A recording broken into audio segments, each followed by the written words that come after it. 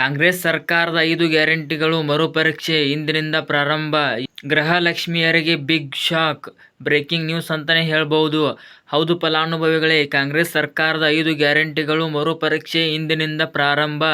ನಿಮ್ಮ ಮನೆಗೂ ಆಫೀಸರ್ ಬರ್ತಾರೆ, ನೋಡಿಕೊಳ್ಳಿ. ನಿಮ್ಮ ಬಳಿ ಈ ಡಾಕ್ಯುಮೆಂಟ್ಸ್ ಇರಲೇಬೇಕು.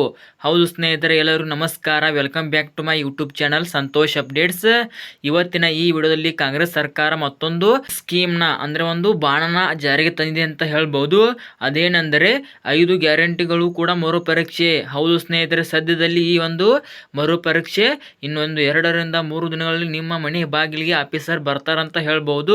ಹಾಗಾದ್ರೆ ನಿಮ್ಮ ಬಳಿ ಇರಬೇಕಾದ ಡಾಕ್ಯುಮೆಂಟ್ಗಳು ಏನು, ಮತ್ತೆ ನಿನ್ನೆ ಕ್ಯಾಬಿನೆಟ್ ಸಭೆಯಲ್ಲಿ ಡಿ ಕೆ ಶಿವಕುಮಾರ್ ಸರ್ ಅವರು ಏನಂತ ಒಂದು ಮಾಹಿತಿ ನೀಡಿದ್ದಾರೆ. ಆದ ಕಾರಣ ಇವತ್ತಿನ ಈ ವಿಡಿಯೋನ ಯಾವುದೇ ರೀತಿ ವೀಕ್ಷಕರು ಸ್ಕಿಪ್ ಮಾಡದೆ ಕೊನೆವರೆಗೆ ನೋಡಿ ಮಾಹಿತಿಯನ್ನು ತೆಗೆದುಕೊಳ್ಳಿ. ವಿಡಿಯೋನ ಸ್ಕಿಪ್ ಮಾಡಿ ನೋಡಿದರೆ ನಿಮಗೆ ಅರ್ಧಂಬರ್ಧ ಇನ್ಫಾರ್ಮೇಷನ್ ಸಿಕ್ಕ ಹಾಗೆ ಆಗುತ್ತದೆ. ಆದ ಕಾರಣ ವಿಡಿಯೋನ ಕೊನೆವರೆಗೆ ನೋಡಿ ಸಂಪೂರ್ಣವಾದಂಥ ಮತ್ತು ನಿಖರವಾದಂಥ ಮಾಹಿತಿಯನ್ನು ತೆಗೆದುಕೊಳ್ಳಿ ಫಲಾನುಭವಿಗಳೇ. ಹಾಗಾದರೆ ಬನ್ನಿ ಇವತ್ತಿನ ಈ ವಿಡಿಯೋನ ಶುರು ಮಾಡೋಣ. ಇಲ್ಲಿ ನೋಡಿ ಸ್ನೇಹಿತರೆ, ಒಂದೊಂದಾಗಿ ನಿನ್ನೆ ಕ್ಯಾಬಿನೆಟ್ ಸಭೆಯಲ್ಲಿ ಡಿ ಕೆ ಶಿವಕುಮಾರ್ ಸರ್ ಅವರು ಅಂದರೆ ನಮ್ಮ CM ಆದ ಡಿ ಕೆ ಶಿವಕುಮಾರ್ ಸರ್ ಅವರು ನಿನ್ನೆ ಕ್ಯಾಬಿನೆಟ್ ಸಭೆಯಲ್ಲಿ ಏನಂತ ಒಂದು ತೀರ್ಮಾನಗಳನ್ನು ತೆಗೆದುಕೊಂಡಿದ್ದಾರೆ. ಈಗ ಹೇಗೆ ಮೊದಲು ಏನು ಬಯೋಮೆಟ್ರಿಕ್ ಅಂತ ಹೇಳಿದ್ರು, ನಂತರ ಹೊಸದಾಗಿ ಅರ್ಜಿ ಸಲ್ಲಿಸಬೇಕಂತ ಹೇಳಿದ್ರು, ಆದರೆ ನಿನ್ನೆ ಒಂದು ನಿಖರವಾದ ಮತ್ತು ಸ್ಪಷ್ಟನೆಯನ್ನು ಕೊಟ್ಟಿದ್ದಾರೆ ಅಂತ ಹೇಳ್ಬೋದು.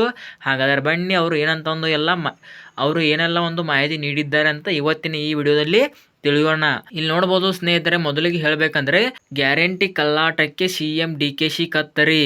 ಹೌದು ಸ್ನೇಹಿತರೆ, ಯಾರೆಲ್ಲ ಫೇಕಾಗಿ ಅರ್ಜಿ ಸಲ್ಲಿಸಿ ಮತ್ತು ಗೌರ್ಮೆಂಟ್ ಆಫೀಸರ್ ಆಗಿ ಕೆಲಸ ಮಾಡ್ತಿದ್ರು ಅವರು ಕೂಡ ಗೃಹಲಕ್ಷ್ಮಿ ಯೋಜನೆ ಮತ್ತು ಇನ್ನು ವಿವಿಧ 4 ಗ್ಯಾರಂಟಿಗಳ ಯೋಜನೆ ಪಡೆದಿದ್ದಾರೆ ನೋಡಿ, ಅವರಿಗೆ ಒಂದು ಕತ್ತರಿ ಅಂತ ಹೇಳ್ಬೋದು ಡಿ ಕೆ ಶಿವಕುಮಾರ್ ಸರ್ ಅವರು.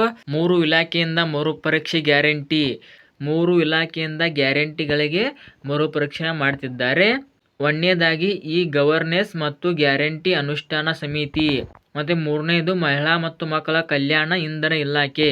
ಈ 3 ಇಲಾಖೆಯಿಂದ ಮರುಪರೀಕ್ಷೆಯನ್ನು ಆರಂಭ ಮಾಡ್ತಿದ್ದಾರೆ. 3 ಇಲಾಖೆಯಿಂದ ಗ್ಯಾರಂಟಿ ಮರುಪರೀಕ್ಷೆನೇ ಸಾಧ್ಯತೆ. ಹೌದು ಸ್ನೇಹಿತರೆ, 3 ಇಲಾಖೆಯಿಂದ ಮರುಪರೀಕ್ಷೆನ ಮಾಡ್ತಾರೆ.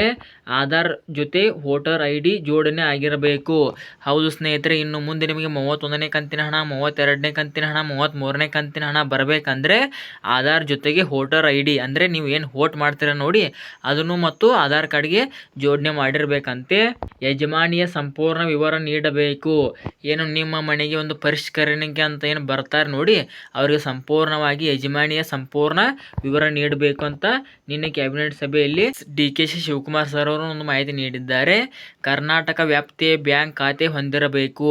ಹೌದು ಸ್ನೇಹಿತರೆ, ಕರ್ನಾಟಕ ವ್ಯಾಪ್ತಿಯ ಬ್ಯಾಂಕ್ ಖಾತೆಯನ್ನು ಹೊಂದಿರಲೇಬೇಕು. ಪತಿ ಅಥವಾ ಪತ್ನಿ ಸರ್ಕಾರಿ ನೌಕರರಾಗಿರಬಾರದು. ಹೌದು ಸ್ನೇಹಿತರೆ, ನೀವೇನಾದರೂ ಸರ್ಕಾರಿ ಜಾಬಲ್ಲಿ ಇದ್ದರೆ, ಸರ್ಕಾರಿ ನೌಕರಿ ಮಾಡ್ತಿದ್ರೆ, ನಿಮಗೂ ಕೂಡ ಗೃಹಲಕ್ಷ್ಮಿ ಯೋಜನೆ ಹಣ ಬರ್ತಿದ್ರೆ ಅವರು ಯಾವುದೇ ಕಾರಣಕ್ಕೂ ಅರ್ಹರಲ್ಲ ಅಂತ ಅದನ್ನು ಒಂದು ಮಾಹಿತಿ ನೀಡಿದ್ದಾರೆ. IT ಅಥವಾ GST ಪಾವತಿದಾರರಾಗಿರಬಾರದು ಮತ್ತು ನೀವು ಯಾವುದೇ ಕಾರಣಕ್ಕೂ ಟ್ಯಾಕ್ಸ್ ಪೇ ಮತ್ತು GST ಪೇ ಪಾವತಿದಾರರಾಗಿರಬಾರದು ಅಂತ ಅದನ್ನು ಒಂದು ಮಾಹಿತಿ ನೀಡಿದ್ದಾರೆ.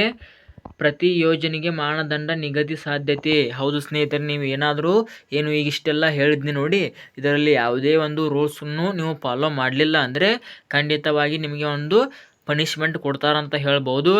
ಒಂದು ಮನೆಯಲ್ಲಿ ಎಷ್ಟು ಜನರಿಗೆ ಹಣ ತಲುಪುತ್ತಿದೆ. ಹೌದು ಸ್ನೇಹಿತರೆ, ಒಂದು ಮನೆಯಲ್ಲಿ ಎಷ್ಟು ಜನರಿಗೆ ಹಣ ತಲುಪ್ತಾ ಇದೆ ಅಂತ ಅದನ್ನು ಒಂದು ವಿಚಾರಣೆ ಮಾಡ್ತಾರಂತ ಹೇಳ್ಬೋದು. ಮನೆ ಯಜಮಾನಿ ಯಾರು ಅನ್ನೋದು ಗುರುತಿಸುವುದು ಮತ್ತು ಒಂದು ಮನೆಗೆ ಏನು ಭೇಟಿ ನೀಡ್ತಾರೆ ನೋಡಿ ಸರ್ಕಾರದ ಆಫೀಸರ್ಸು ಅಥವಾ ಅಂಗನವಾಡಿ ಕಾರ್ಯಕರ್ತರು, ಮನೆ ಯಜಮಾನಿ ಯಾರು ಅನ್ನೋದು ಗುರುತಿಸುವುದು. ಅವರು ಗುರುತಿಸ್ತಾರೆ. ಒಂದೇ ಅಕೌಂಟ್ಗೆ ಬೇರೆ ಬೇರೆ ಫಲಾನುಭವಿಗಳ ಹಣ ಬರ್ತಿದೆಯಾ, ಒಂದು ಅಕೌಂಟ್ಗಳಿಗೆ ಬೇರೆ ಬೇರೆ ಫಲಾನುಭವಿಗಳ ಹಣ ಕೂಡ ಬರ್ತಾ ಇದೆಯಾ ಅಂತ ಅದನ್ನು ಕೂಡ ಒಂದು ಸ್ಟೇಟ್ಮೆಂಟ್ ಚೆಕ್ ಮಾಡ್ತಾರೆ ಅವರು ಆಫೀಸರ್ಸ್ಗಳು. ಒಂದೇ ದೂರವಾಣಿ ಸಂಖ್ಯೆ ಬಳಸಿ ಹಣ ಪಡೆಯುತ್ತಿದ್ದೀರಾ. ಒಂದೇ ಅಂದರೆ ನಿಮ್ಮ ಮನೆಯಲ್ಲಿ ಒಂದು ಮೊಬೈಲ್ ಇರುತ್ತೆ, ಅದಕ್ಕೆ ಗೃಹಲಕ್ಷ್ಮಿ ಯೋಜನೆ ನಿಮ್ಮದು ಬರುತ್ತೆ, ನಿಮ್ಮ ತಾಯಿಯವ್ರದ್ದು ಬರುತ್ತಾ ಮತ್ತು ನಿಮ್ಮ ಸೊಸೆಯವ್ರದ್ದು ಕೂಡ ಬರುತ್ತೆ ಅಂತ ಅದನ್ನು ಕೂಡ ಒಂದು ಪರಿಶೀಲನೆ ಮಾಡ್ತಾರೆ. ಅರ್ಹರು ಯಾರೆಂದು ಪರಿಷ್ಕರಣೆ ಮೂಲಕ ಖಚಿತಪಡಿಸುವುದು. ಅವ್ರದ್ದು ಸ್ನೇಹಿತರೆ, ಅರ್ಹರು ಯಾರಂತ ಇದ್ದಾರೆ ಅಂತ ಏನು ನಿಮ್ಮ ಮನೆಗೆ ಒಂದು ಏನು ಅಂಗನವಾಡಿ ಕಾರ್ಯಕರ್ತರು ಅಥವಾ ಸರ್ಕಾರದ ಆಫೀಸರ್ ಬಂದು ಒಂದು ನಿರ್ಧಾರ ಮಾಡ್ತಾರೆ, ಯಾರು ಅರ್ಹರಿದ್ದಾರೆ ಈ ಗೃಹಲಕ್ಷ್ಮಿ ಯೋಜನೆಗೆ ಅಂತ. ಮತ್ತೊಂದು ಯೋಜನೆ ಗೃಹ ಜ್ಯೋತಿ ಯೋಜನೆಯು ಕೂಡ ಪರಿಷ್ಕರಣೆ. ಒಂದು ಕುಟುಂಬ ಒಂದಕ್ಕಿಂತ ಹೆಚ್ಚು ಕಡೆ ಲಾಭ ಪಡೆಯುತ್ತಿದೆಯಾ? ಹೌದು ಸ್ನೇಹಿತರೆ, ಒಂದೇ ಕುಟುಂಬ ಮತ್ತೊಂದು ಮನೆಯಲ್ಲಿ ಕೂಡ ಗೃಹ ಜ್ಯೋತಿ ಯೋಜನೆಯ ಲಾಭ ಪಡೆಯುತ್ತಿದೆಯಾ ಅಂತ ಅದನ್ನು ಕೂಡ ಮರುಪರೀಕ್ಷಣೆ ಮಾಡ್ತಾರೆ. ಬಾಡಿಗೆ ಕಟ್ಟಡಗಳಲ್ಲಿ ಹೆಚ್ಚು ಮೀಟರ್ ಅಳವಡಿಸುತ್ತಿದ್ದೀರಾ? ಹೌದು ಸ್ನೇಹಿತರೆ, ನೀವು ಮನೆ ಬಾಡಿಗೆ ಕೊಟ್ಟಿರ್ತೀರ ನೋಡಿ, ಅಲ್ಲಿ ಕೂಡ ಹೆಚ್ಚಾಗಿ ಮೀಟರನ್ನು ಅಳವಡಿಸುತ್ತಿದ್ದೀರಾ ಅಂತ ಅದನ್ನು ಕೂಡ ಒಂದು ಪರಿಷ್ಕರಣೆ ಮಾಡ್ತಾರೆ. ವಾಣಿಜ್ಯ ಉದ್ದೇಶಕ್ಕೆ ಗೃಹ ಜ್ಯೋತಿ ಬಳಕೆ ಆಗುತ್ತಿದೆಯಾ? ಹೌದು ಸ್ನೇಹಿತರೆ, ವಾಣಿಜ್ಯ ಉದ್ದೇಶಕ್ಕೆ ಗೃಹ ಜ್ಯೋತಿ ಬಳಕೆ ಆಗುತ್ತಿದೆಯಾ ಅಥವಾ ಇಲ್ಲ ಅಂತ ಅದನ್ನು ಕೂಡ ಮರುಪರೀಕ್ಷೆ ಮಾಡ್ತಾರೆ. ಒಂದೇ ಕುಟುಂಬದ ಬೇರೆ ಬೇರೆ ಹೆಸರಲ್ಲಿ ಲಾಭ ಪಡೆಯುತ್ತಿದ್ದಾರಾ? ಹೌದು ಸ್ನೇಹಿತರೆ, ಒಂದೇ ಕುಟುಂಬದವರು ಬೇರೆ ಬೇರೆ ಹೆಸರಲ್ಲಿ ಲಾಭ ಪಡೆಯುತ್ತಿದ್ದಾರೆ ಅಂತ ಅದನ್ನು ಕೂಡ ಮರುಪರೀಕ್ಷಣೆ ಮಾಡ್ತಾರೆ. ಮತ್ತು ಶಕ್ತಿ ಯೋಜನೆ, ಹೌದು ಸ್ನೇಹಿತರೆ, ಫ್ರೀ ಬಸ್ ಯೋಜನೆ ಏನಿತ್ತು ನೋಡಿ, ಅದನ್ನು ಕೂಡ ಪರಿಷ್ಕರಣೆ ಮಾಡ್ತಾರಂತೆ. ಹೊರ ರಾಜ್ಯದವರು ಫಲಾನುಭವಿಗಳು ಎಂದು ಪರಿಶೀಲನೆ. ಯಾರಾದರೂ ಹೊರ ರಾಜ್ಯದವರು ಇದ್ದು ನಮ್ಮ ಕರ್ನಾಟಕದಲ್ಲಿ ಅವರು ನಮ್ಮ ಕರ್ನಾಟಕ ಫ್ರೀ ಬಸ್ ಅಂದರೆ ಶಕ್ತಿ ಯೋಜನೆಯ ಪ್ರಯೋಜನವನ್ನು ಪಡೆದಿದ್ದರೆ ಅದನ್ನು ಕೂಡ ಪರಿಷ್ಕರಣೆ ಮಾಡ್ತಾರಂತೆ. ರಾಜ್ಯದ ಮಹಿಳೆಯರಿಗಷ್ಟೇ ಯೋಜನೆಯ ಸಿಗುವಂತೆ ಪರಿಶೀಲನೆ. ಆಧಾರ್ ದುರ್ಬಳಕೆ ಮಾಡುವಂತೆ ಎಚ್ಚರ ವಹಿಸಲು ಕ್ರಮ. ಇದನ್ನು ಒಂದು ಮಾಹಿತಿ ಪರಿಷ್ಕರಣೆಗೆ ತಂದಿದ್ದಾರೆ. ಶಕ್ತಿ ಯೋಜನೆಗೆ ಶೀಘ್ರವಾಗಿ ಸ್ಮಾರ್ಟ್ ಕಾರ್ಡ್ ಜಾರಿಗೆ. ಹೌದು ಸ್ನೇಹಿತರೆ, ಇನ್ನು ಮುಂದೆ ಅತಿ ಶೀಘ್ರದಲ್ಲಿಯೇ ಶಕ್ತಿ ಯೋಜನೆಗೆ ಸ್ಮಾರ್ಟ್ ಕಾರ್ಡನ್ನು ಜಾರಿಗೆ ತರ್ತೇವೆ ಅಂತ ನಿನ್ನೆ DK ಶಿವಕುಮಾರ್ ಸರ್ ಅವರು ಕ್ಯಾಬಿನೆಟ್ ಸಭೆಯಲ್ಲಿ ಇದನ್ನು ಒಂದು ಮಾಹಿತಿ ನೀಡಿದ್ದಾರೆ. ಶಕ್ತಿ ಯೋಜನೆಯಿಂದ ಸರ್ಕಾರಕ್ಕೆ ಹೊರೆ.